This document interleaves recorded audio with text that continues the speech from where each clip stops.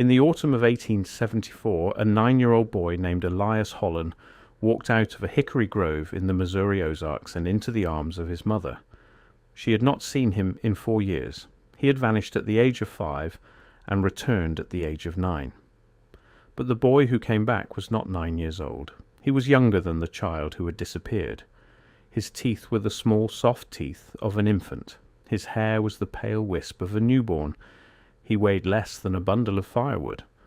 And when the county doctor examined him 3 days later, he wrote a single sentence in the margin of his ledger and then tore the page out and burned it in front of 2 witnesses.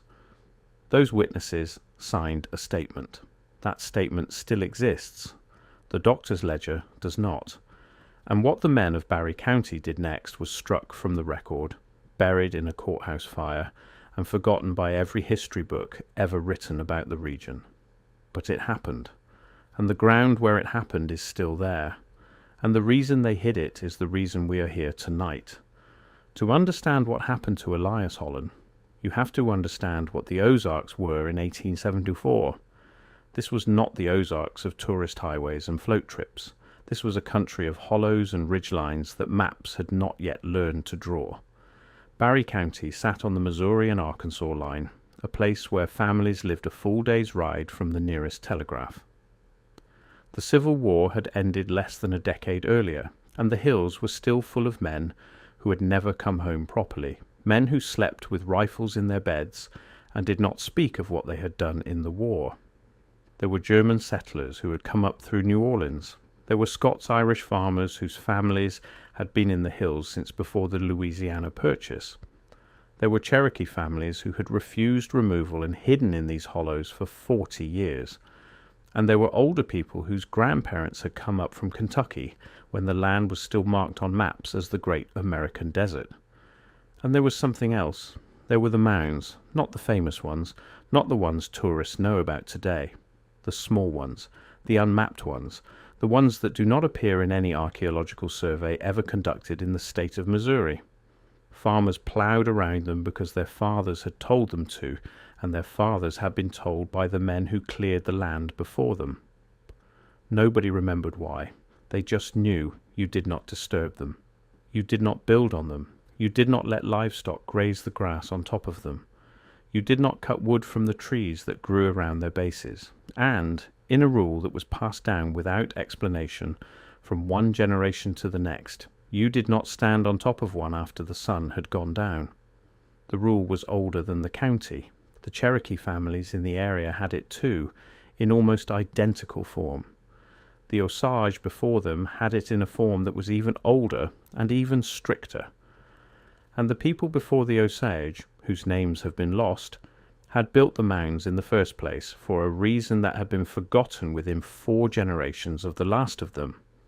There were, by one careful count made by a Union surveyor in 1867, over 40 of these small mounds within a 12-mile radius of what would later become the town of Cassville. Most were less than 4 feet high. Most were oval. They did not follow any pattern the surveyor could recognize. They did not align with the compass points or with the movement of the sun. He noted only one consistent thing about them in his report. He wrote that, in every case where he examined a mound directly, he found the soil at the top to be a slightly different color than the soil at the base. He did not know why. He did not speculate. He filed his report with the War Department, and it was not read again until 1954. And before we go further, I need to pause for a second, because what I'm about to tell you gets significantly darker. And I realized a while ago that some of this cannot be fully explained in a video format. The complete reconstruction of the Holland boys' return, the names of the 7 men who signed the sealed affidavit, the exact wording of the county doctor's burned page, as reconstructed by his apprentice, and the witness account of the mother word for word from the original 1874 deposition, I put it all into a written document. It's linked below and the QR code is on your screen. Now let's continue. Elias Holland disappeared on one of those mounds. His father, Josiah Holland, was a subsistence farmer with 40 acres of thin, rocky soil and a small herd of hogs he ran in the woods. On the afternoon of September 11, 1870, Elias, then 5 years old, was sent to gather chestnuts from a stand of trees at the far edge of the farm.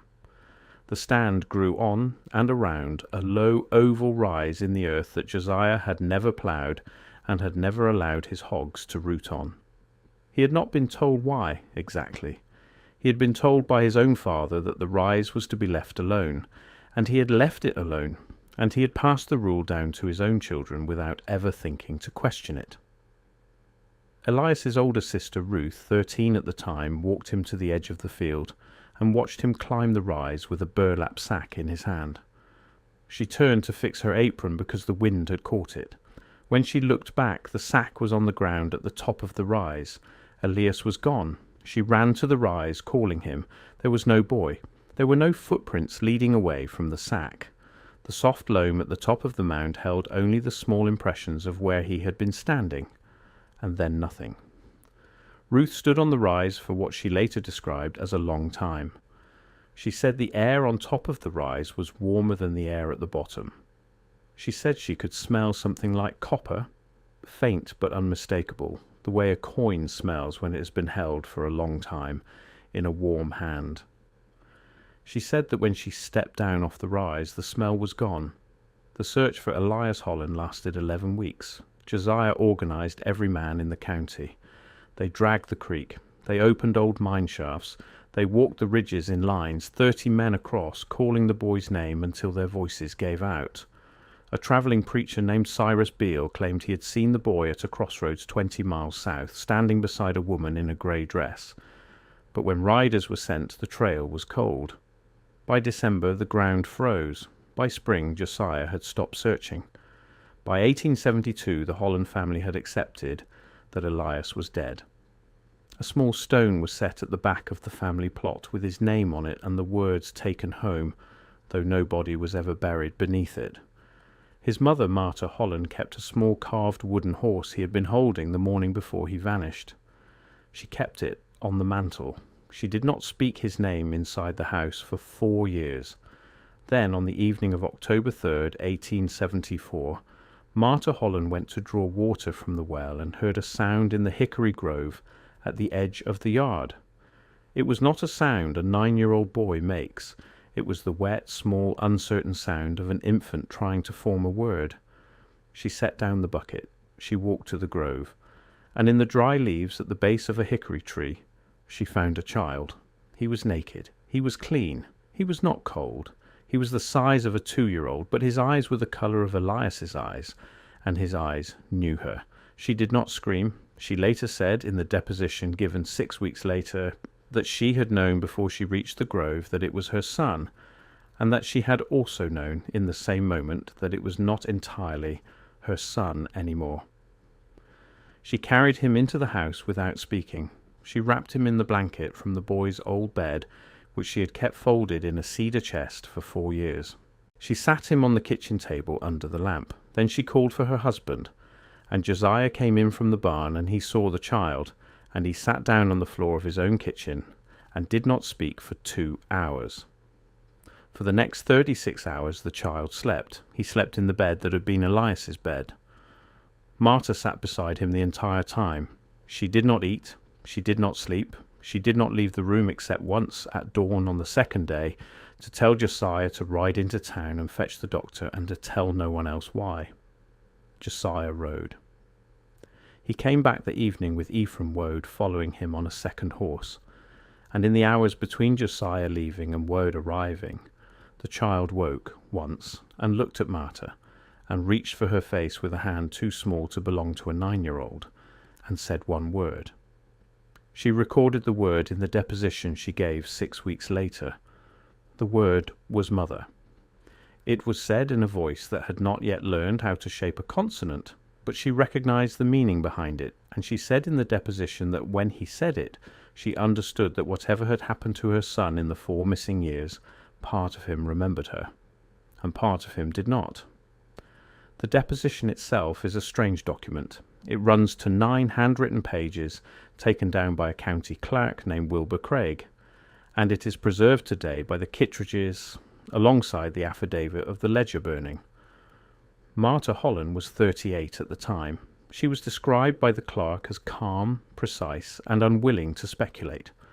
When asked whether she believed her son had been abducted by any person known to her, she said no. When asked whether she believed strangers had found him and returned him, she said no. When asked what she believed had happened, she paused for what the clerk noted in the margin as a long time, and then she said one sentence, and the clerk wrote it down word for word. She said, "I believe he was borrowed, and I believe he was returned." Before we move on to what the county doctor found in that farmhouse 2 days later, stop for a second. What you just heard about the child in the grove is the part that changes everything. But it only makes sense when you see it written out next to the original 1874 deposition of Martha Holland. The exact phrasing, the sequence of sounds, it's all in the document linked below. Take 5 seconds right now, grab it, and then come back, because what comes next builds directly on it. The link is in the description. QR code is on your screen. The county doctor was a man named Ephraim Woad. He was 51, a Union veteran with a limp from Shiloh, and he had delivered most of the children born in Barry County over the previous 15 years. He knew Elias Holland personally. He had set the boy's arm at the age of 3 when Elias had fallen from a fence and cracked his forearm on a stone. He arrived at the Holland farm on October 5th, 1874, expecting a returned child in poor condition. What he found was something else.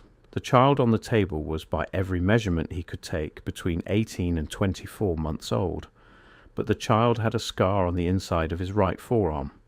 The scar was in the exact location, the exact shape, and the exact length of the fracture Woad had set 6 years earlier on Elias Holland at the age of 3. The scar was old, it was fully healed and faded to the pale silver of an old wound, and it was on a body that was too young to hold it. Woad measured the child's teeth. He measured the femur through the skin. He measured the skull. Every measurement placed the child at under 2 years of age. Every measurement was inconsistent with the scar. He asked the child to point to the wooden horse on the mantel. The child looked at the horse and began to cry quietly, the way a small child cries when he is too tired to make noise. Woad closed his ledger. He walked out to the porch. He asked Josiah Holland to come with him to the barn. In the barn, according to the apprentice who later reconstructed the conversation from Woad's notes, and a letter Woad wrote to his brother in St. Louis, the doctor told the father 3 things. He told him the child was Elias. He told him the child was younger than Elias had been when he had disappeared, by at least 3 chronological years. And he told him no one in the county could ever know, because if the county knew, the state would come, and the newspapers would come, and the boy would be taken away and studied, and then someone would go to the mound, and whatever had done this would not stop with one boy. Josiah Holland agreed. Woad returned to the house. He tore the page from his ledger. He walked to the hearth and burned it, then stirred the ash with an iron until nothing readable remained. 2 men had ridden up during the examination, drawn by rumour already spreading through the hollow, and they stood in the doorway and watched. Their names were Silas Renner and Amos Kittredge, and they signed the statement that survives today. It reads, "On this day, we witnessed Dr. Ephraim Woad destroy the record of his examination of the child returned to the Holland family. He did so in our presence. He said the reason was to protect the county from itself. That statement is held today in a private collection descended from the Kittredge family. The doctor's ledger, containing every other examination he performed, was donated to the Barry County Historical Society in 1889. The page for October 5th, 1874, is missing. Now, this is the point where most tellings stop, because this is where the record thins to almost nothing. But it does not go entirely silent. It only says something worse. Because on the night of October 12th, 1874, 7 men rode from the Holland farm to the mound at the edge of the chestnut stand. Josiah Holland was one. Ephraim Woad was another. The other 5 were older men whose families had been in Barry County since before the war. They carried shovels. They carried lanterns. They carried, according to a single letter written by one of them to his brother in Illinois, a small iron box wrapped in oiled canvas. What they intended to do at the mound is not written down. What they did instead is, the letter, written by Corbin Hale to his brother Thomas in Peoria, describes the 7 men reaching the mound at sundown. They did not dig. They stood at the base of the rise, and one of them stepped forward and began to speak. Hale writes that the man spoke in a language Hale did not know, and that the words came slowly. He writes that the ground at the top of the mound was warm to the touch. He writes that, as the speaking went on, the air dropped in temperature until his breath was visible in October in Missouri.